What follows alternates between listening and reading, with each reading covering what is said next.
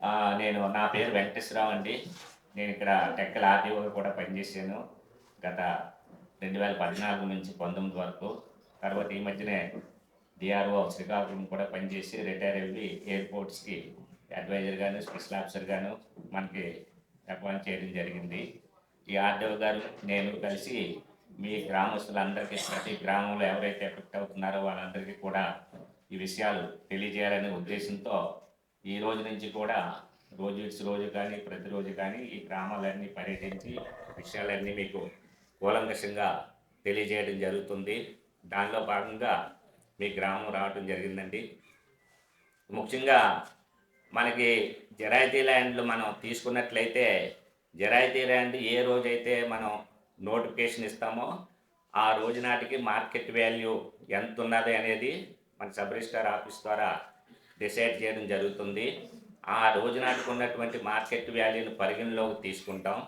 దానికి ఉదాహరణకి మన గ్రామంలో ఒక ఎకరా ఖరీదు 10 లక్షలు ఉందనుకుంటే మీకు ఎంత వస్తుంది?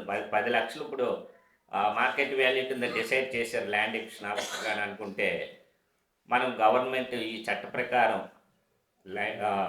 Right to fair compensation and transparency in land acquisition and RR act ప్రకారం 1900 ప్రకారం మనకు 10 లక్షలు డిసైడ్ చేసినట్లయితే వారికి 25 లక్షలు వస్తుంది. 25 లక్షల రూపాయలు ల్యాండ్ మనకి కాంపెన్సేషన్ ఇస్తాం ఒక్క ల్యాండ్కి. అయితే ల్యాండ్ మీద చెట్లు ఉంటాయి, స్ట్రక్చర్స్ ఉంటాయి, వెల్స్ ఉంటాయి, పశువుల సార్లు ఉంటాయి, ఏమున్నా కూడా ప్రతి దానికి కూడా రేటు నిర్ణయించబడుతుంది. చెట్లకైతే హార్టికల్చర్ డిపార్ట్మెంట్ వారు ఆ రేట్లు నిర్ణయిస్తారు. అలాగే స్ట్రక్చర్లకైతే ఇంజనీరింగ్ డిపార్ట్మెంట్ వారు వాల్యూ వేసి వాళ్ళకి రేట్ నిర్ణయిస్తారు.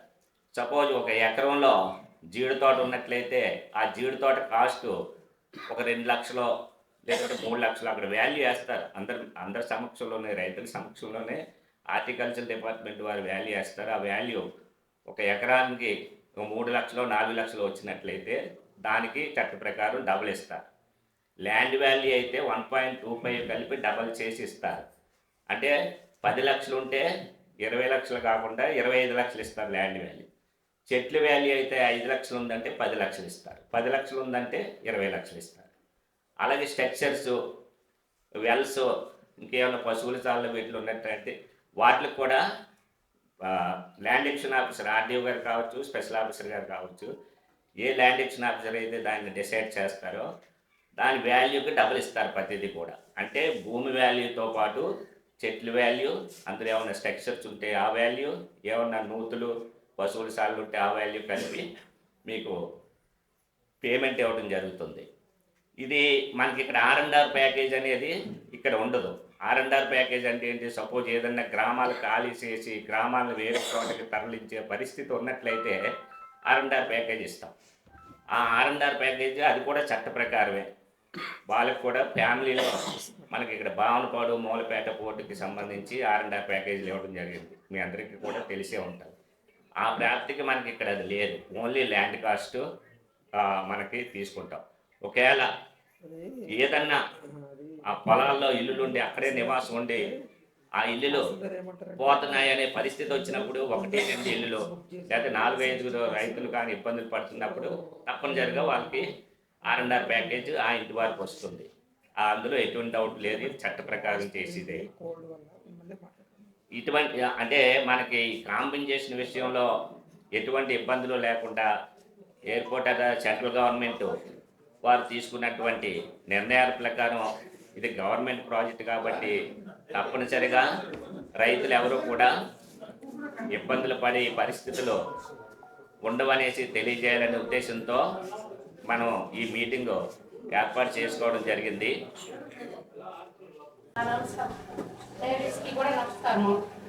ఇప్పుడు మా తాత మన దాటలో కొలిసింది ఆ ఆస్తులు తరతరాలు కూలిపోయారు. మేము ఉన్నాము. మా బిడ్డలకి ఇప్పుడు మా ఎంత అందించుకుంటానని కూడా మాకు ఆ ఆస్తులు కొంచెం ఉన్నది.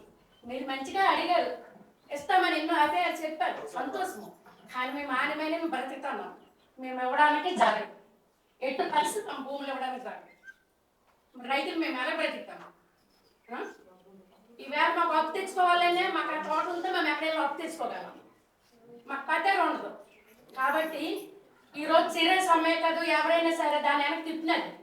మేము తిరిగినాము, మా మంచి కోసమే, మా కోసమే వచ్చింది అవి. కానీ వెంటనే మాకు ఈ భూములు వెళ్ళిపోతావేనని దానికి మేము చాలా బాధపడ్డాము. ఎవరి వల్ల జరిగిందో నాకు తెలదు, కానీ మా భూములు మాత్రము మా కొండపల్లిది ఏ మాత్రం జరగదు. మొత్తం కొండపల్లి లేదు, మా కొయ్యరాయి చుట్టూ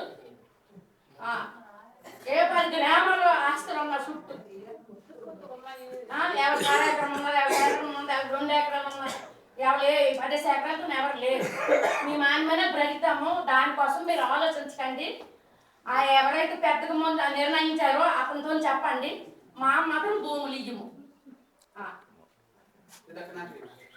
అలాగే ఎంఐఓ గారికి, నెక్స్ట్ సర్పంచ్ గారికి, అందరూ కూడా నమస్కారాలు.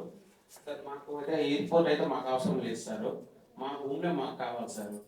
ఎందుకంటే మేము దాని మీద నమ్ముకొని దాన్ని ఎంతో ఆశ పెట్టుకొని మా పిల్లలకు మేము బ్రతికాము. మా పిల్లలకు దాన్ని చూసి మేము పోషించుకుంటాం సార్. మాకైతే అవసరం లేదు. మాకు ఎయిర్పోర్ట్ వద్దు. మా భూమిలో మాకు కావాలి.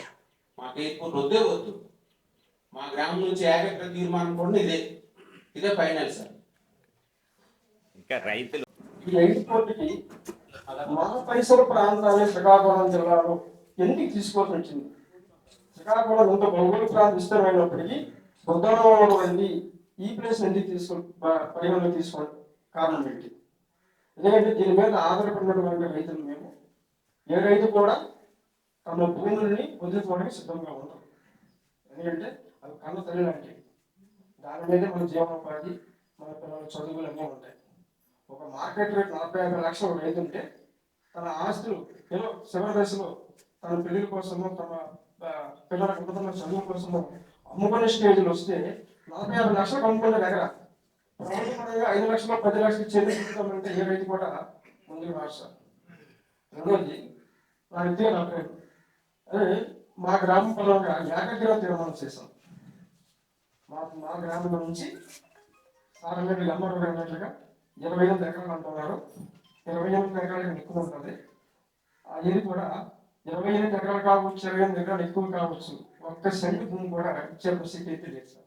ఈరోజు భూములకి అవసరము, ప్రభుత్వానికి అవసరము, ఎయిర్పోర్ట్ కోసం అవసరం అనేటప్పుడు ఈరోజు ఈ రైతాంగం ఏ విధంగా జీవిస్తారు? కొడుకులు లేనట్టు వాళ్ళు ఉన్నారు, ఆడపిల్లలు లేనట్టు వాళ్ళు ఉన్నారు, అల్లులు లేనట్టు వాళ్ళు కూడా కొంతమంది ఉన్నారు. మరి వాళ్ళ జీవనం ఎలాగా? ఇప్పుడు మా ఎంపీడీసీ గారు చెప్పినట్టుగా ఈరోజు 20 లక్షలు కాదు 50 లక్షలు ఇచ్చినా ఆపాటి జల్సా చేసినట్టు వాడికి మందుకి ఇవ్వకపోతే కాదు, ఆడు కారు తీస్తాడు, ఈ కారు అమ్మేసి మరో కారు కొంటాడు.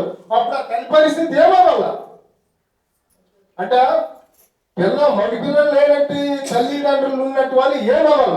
అందుకోసమే దయించి మీకైతే మేము గడువు ఇచ్చే పంపిస్తాం కాబట్టి దయించి భూముల మీద ఎటువంటి దృష్టి పెట్టకుండా మా రైతాంగం మీద మీకు గౌరవంగా మాకు చూసి ఈ భూములు అయితే ఎంత మాత్రమైనా సరే మేము మొదటి నుండే నిర్ణయం తీసుకోను.